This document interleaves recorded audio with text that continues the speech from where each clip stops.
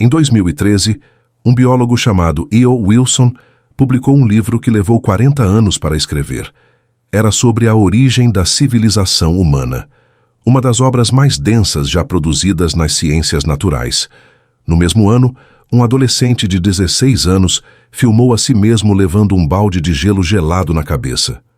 O livro de Wilson foi lido por talvez 80 mil pessoas no mundo inteiro. O desafio do balde de gelo foi assistido por 17 bilhões. Não existe nenhuma catástrofe nessa história, nenhuma conspiração, nenhum vilão. Existe apenas um mecanismo, antigo, implacável, e que está rodando agora, enquanto você assiste a este vídeo. E se você não entender como ele funciona, ele vai funcionar em você, para sempre. Vou fazer uma pergunta que parece simples. Por que você compartilha o que compartilha? A resposta óbvia é, porque acho importante. Mas pesquisadores da Universidade de Pensilvânia analisaram mais de 6.000 artigos compartilhados no New York Times durante um ano. E descobriram algo perturbador. O fator número 1 de viralização não era a relevância, era a excitação. Quanto mais um conteúdo ativava o sistema nervoso, raiva, surpresa, nojo, admiração intensa, mais ele se espalhava. Não o mais verdadeiro, o mais elétrico. Isso não é uma falha humana. É uma herança de 300 mil anos. Nosso cérebro foi construído num mundo onde informação era escassa e o perigo era imediato. Não havia tempo para analisar. O cérebro que sobreviveu foi o que reagia rápido, não o que pensava fundo. O problema? Esse mesmo cérebro paleolítico está agora conectado a uma máquina que processa 3,5 bilhões de estímulos por hora. Você não está navegando na internet. Você está com um sistema límbico de caçador-coletor sentado dentro de um cassino projetado por engenheiros de comportamento. E a casa sempre ganha. Aqui está o paradoxo que poucos conseguem encarar de frente. Individualmente, o ser humano é capaz de prodígios. Newton formulou o cálculo. Einstein reescreveu o tempo. Sócrates morreu por uma ideia. Mas, coletivamente, o comportamento humano em massa é desconcertante.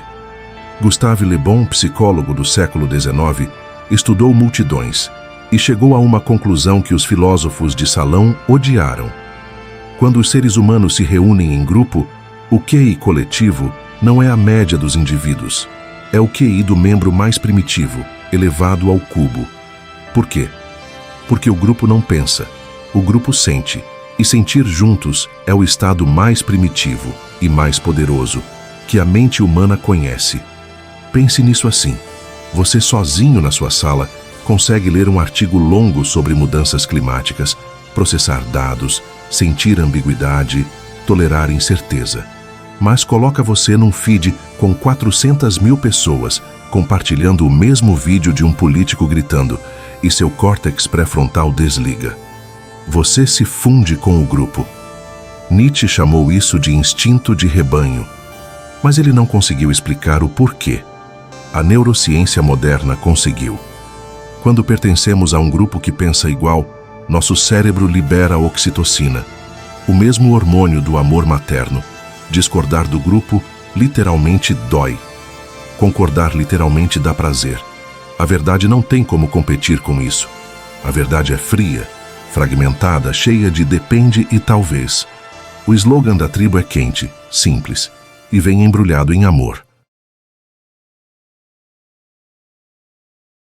Mas há algo ainda mais sombrio acontecendo.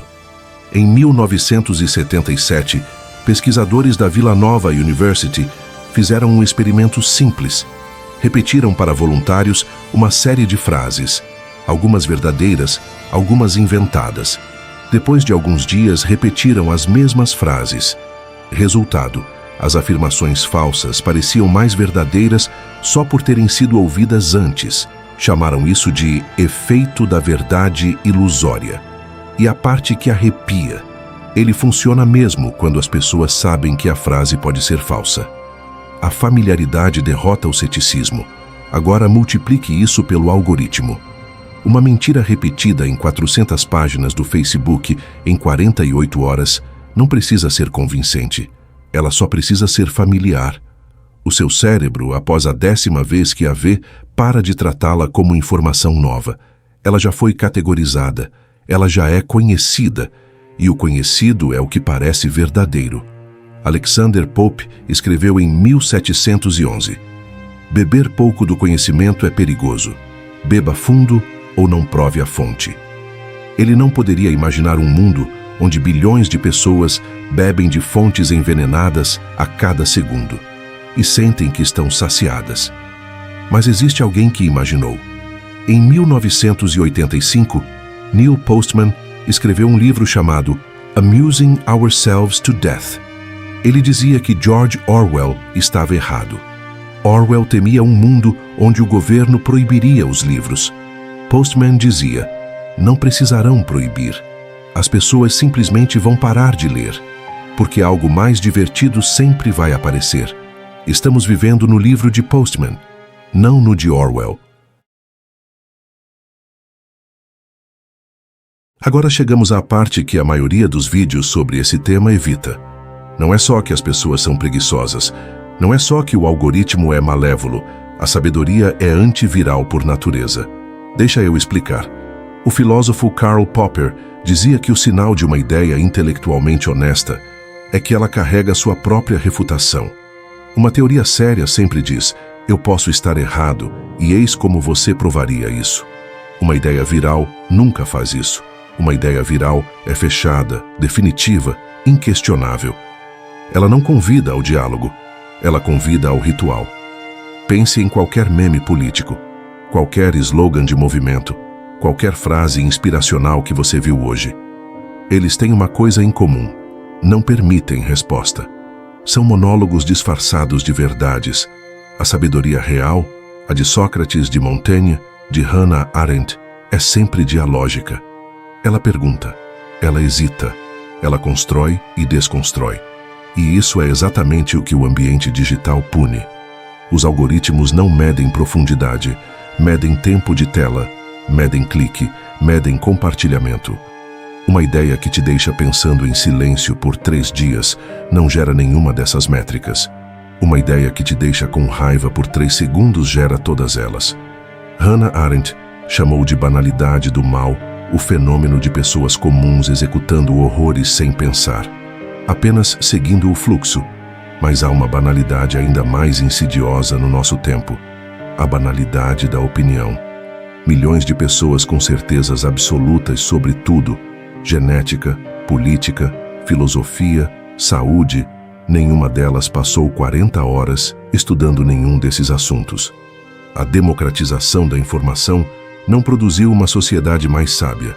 Produziu uma sociedade com mais acesso à munição para defender o que já acreditava. Mas aqui está o que nenhum vídeo sobre esse tema te conta. Os pensadores que mais transformaram a história nunca foram virais no seu tempo. Sócrates era considerado um irritante de praça pública. Spinoza foi excomungado e viveu isolado. Schopenhauer passou décadas sem leitores. Kafka pediu para seus manuscritos serem destruídos. A sabedoria não é feita para multidões. Nunca foi. Platão entendeu isso. Por isso criou a academia, um espaço fechado, de poucos, onde o pensamento podia existir sem a pressão do aplauso coletivo. O que eles sabiam, e que o nosso tempo esqueceu, é que a qualidade de um pensamento é inversamente proporcional ao tamanho da plateia que ele precisa agradar. Isso não é elitismo, é física mental. Uma ideia que precisa ser compreendida por 10.000 pessoas simultaneamente vai se tornar simples o suficiente para isso. Uma ideia que existe apenas para 5 pessoas pode carregar toda a sua complexidade. Então, o que fazer com isso? Não estou dizendo para você desligar as redes. Não estou pedindo para você se tornar um eremita filosófico. Estou dizendo algo mais difícil. Aprenda a distinguir o que você pensa do que você sente que pensa. Quando você compartilha algo, pergunte: eu verifiquei isso? Eu entendo o argumento contrário? Ou eu compartilhei porque me fez sentir certo. Quando você discorda de alguém, pergunte: eu discordo da ideia ou discordo da identidade de quem a disse? Isso não é fácil. É o trabalho mais difícil que existe. Sócrates tinha um nome para esse trabalho: Elenchus, o exame implacável das próprias crenças. E ele foi condenado à morte por praticá-lo. Voltamos então à pergunta do início. Por que a verdade perde? Porque ela não promete pertencimento. Porque ela não libera dopamina em 3 segundos. Porque ela exige que você aceite que pode estar errado. E isso, neurologicamente, é uma pequena morte. O sistema que vivemos não foi criado para te tornar mais sábio. Foi criado para te manter engajado. São objetivos diferentes, quase opostos. Mas aqui está a coisa que me parece mais importante dizer. A questão nunca foi salvar o mundo da desinformação. A questão é o que você faz com a sua mente, no tempo que você tem. Montaigne, o grande ensaísta francês do século XVI, viveu numa época de guerras religiosas, massacres e caos informacional. E ele fez uma coisa radical. Ele se retirou para uma torre na sua propriedade e passou anos simplesmente pensando e escrevendo sobre o que pensava.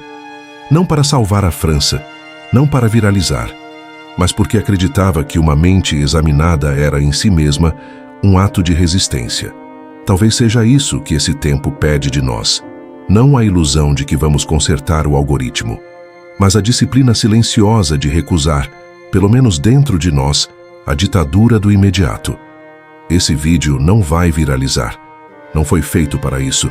Foi feito para a pessoa que chegou até aqui e que sabe, no fundo, que pensar devagar num mundo que grita rápido é um dos atos mais corajosos que existem.